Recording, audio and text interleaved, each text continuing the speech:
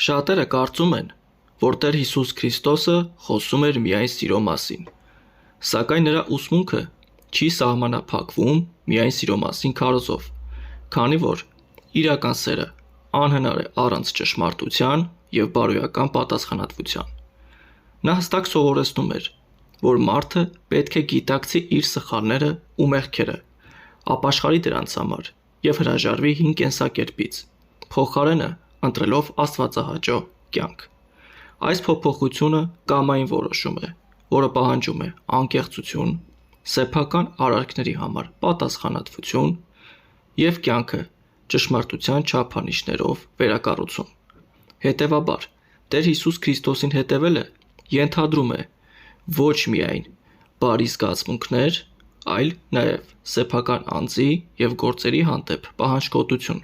մշտական հոգևոր վերափոխում և կյանքի յուրաքանչյուր քայլը ճշմարտության հիմքի վրա դնելու պատրաստակամություն։